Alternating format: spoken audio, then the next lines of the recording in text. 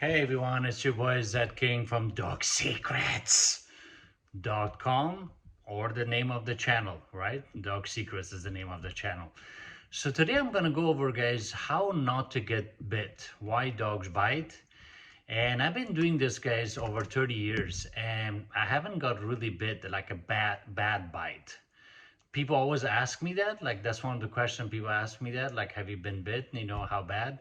And of course it comes with the job. I've worked with thousands of dogs, thousands and thousands, and hundreds of red zone cases. Very unpredictable dog, very like the worst of the worst, but a lot of it could be avoided. See, with dogs, guys, you gotta play chess. You can play checkers, and a lot of you guys playing Candyland, so you gotta always be 10 steps ahead of the dog, like what the dog can do or would do if this dog wanted to bite me. What are the things I could avoid? So by the way, the video is not gonna like itself. Drop a like, guys, press like. It really helps me out and the channel.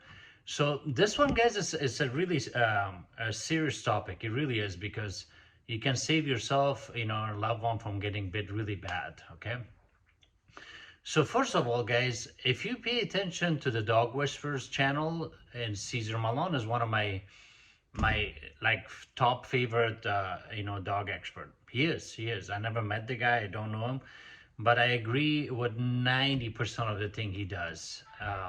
Not with I don't do that shit. I don't do that. I don't roll dogs on their back, on their side, because you could get bit like that.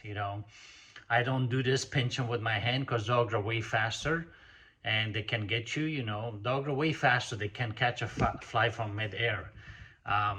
So I don't do that, but to each their own. But that's why he gets bit a lot. You see it on national television, like the dog whisperer got bit. So that makes you think, if the dog whisperer is getting bit, on national television, what chance do I have? Okay. All right. So a lot of time, guys, whenever a dog owner calls me and I say, okay, so how's your dog? Is he gonna bite me? What they say is usually like, no, no, he won't. He never bit anyone. That don't mean jack. Let's keep it that way. I always think that, oh, he doesn't never bit anyone. Okay, let's make sure I'm not the first one today or tonight. And they laugh like, no, no, he hasn't. Like, I know, but that doesn't mean he won't change his mind. He may change his mind with me, right? So I always take precaution. That dog got to be outside in a different room, and the crate, how is the crate holding? Who's holding the leash? What kind of leash is the dog on? What kind of collar the dog's wearing? Is that sturdy enough? So one time this happened like over 20 years ago, and shows like I'm learning, right? I came in, and the dog like lunging, trying to kill me. And she's holding on to the leash, and I can barely hear her. Like, you got her? You got her? It's like, yeah, I got her. Like, you sure you got her? You can hold her? Like, yeah. The dog got loose, guys. The dog got loose. I fell down on my back. The dog jumped over the coffee table to come to me, to get to me. I fell on my back, and I just grabbed whatever I could. And it was a chair. I just grabbed the chair, and I blocked, and then until she got the dog. Like, oh my God, I didn't know he would do that. Oh. So you gotta always be a few steps ahead of the dog, and think to assess the situation. The other thing, guys, is you gotta make sure you know how to pet the dog. So a lot of times you don't need to pet the dog. So watch how the dog greets you. If the dog greets you slowly and sniff you but walks away, that dog's not ready to be petted.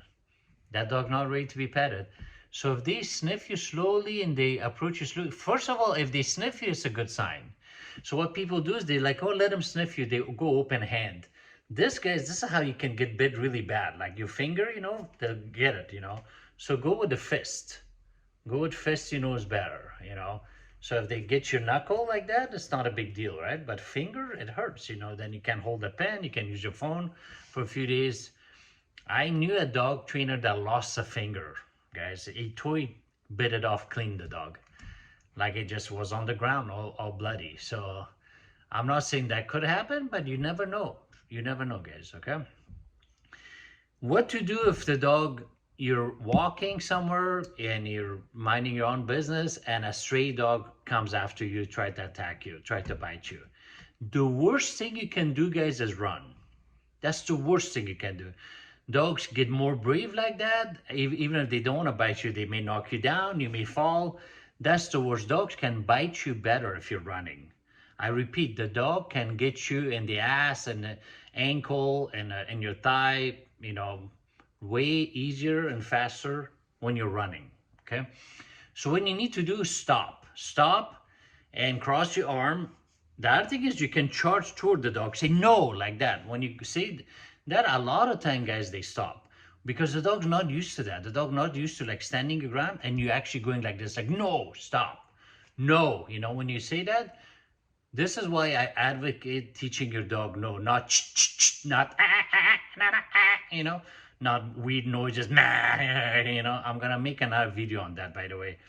People for some reason think saying no to the dog will ruin them. Like it's bad.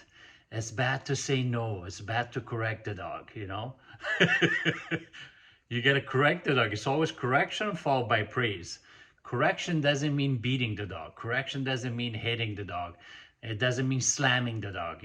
It's a correction. It could be jerk the leash. It could be, using the pinch collar, shock collar. Like some of you, your dog needs a shock collar, guys. That's why they make them. Not all dogs gonna be trained with hugs and hot dogs, right? Give hugs, not tugs, Tug meaning no, don't tug the leash. Okay, so don't run, guys. A lot of time when a dog runs after you, they're hoping you run away and run and so they can bite you. Don't do that. That catches them off guard when you don't. Another thing is that people don't realize is when a dog's eating, when a dog's eating, and if you see that like they eat faster when you come in, or they growl, or they kind of block the bowl, or with their head, or they kind of do a stomp, that's when a dog could bite you, guys. If they stop eating, so don't leave that dog alone. Leave that dog alone. If you want to like work on that, that's different. But that dog will bite you. It will bite your loved one. Okay, it will. It will. If a dog's chewing on their favorite toy, favorite bone, people like touch the dog. Like they try to walk past the dog like that. I know you may say, well, the dog shouldn't, but I know. But this video is teaching you not to get bit. Okay, not to get bit. I'm not going to go over like how you stop that from the dog acting that way. I'm going over how you're not gonna get bit. Okay, make sure your kids are not around the dog like that. Okay. Another thing guys dogs do is whenever they're in a crate, when they're inside the crate and the crate is open, the door's open, if you try to reach to get the dog, they sometimes bite you. They sometimes bite you, guys. I just had a close friend of mine just mentioned that, and I trained this dog. And I told him like, oh, you may have to use a shock collar, put him on a shock collar, and every time he does that, zap him, let him know like, what are you doing? You're my dog, that's my crate, that's my rules, you're under no threat, don't do this. And he has young kids too, they're not toddlers, but they're young.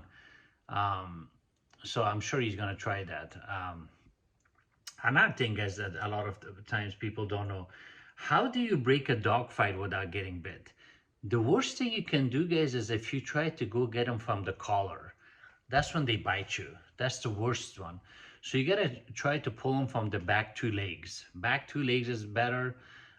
If you really try to go from the collar and the back two legs is better, by the time they go like that, if you twist their legs, it helps. But that's a hard one. Another thing that people don't get is how do you get a dog that's like nippy? Like if you try to reach to that dog, they go like that. You got to put that dog like that on a leash, right? And the leash is the quickest way, to get control over the dog and not get bit. So what people do a lot of times, they don't have dogs always on a collar. The dog's not wearing the collar at all. Like they're always without collar. So get your dog used to wearing a collar. make sure the collar's not loose where they cannot get out. They cannot get out of it. Now, some of you say, well, I wanted to in case if they get stuck somewhere, I don't want them to get choked. No, if it's too loose, they get stuck.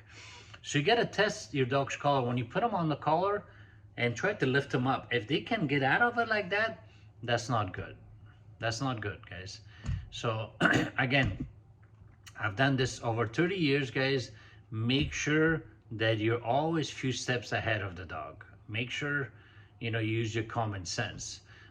Make sure, like if the dog doesn't really look like it is friendly, wants to say hi, don't go up to it like, hey, can I pet it? That's when they get bit. You know, ask the owner, ask permission, don't just go there.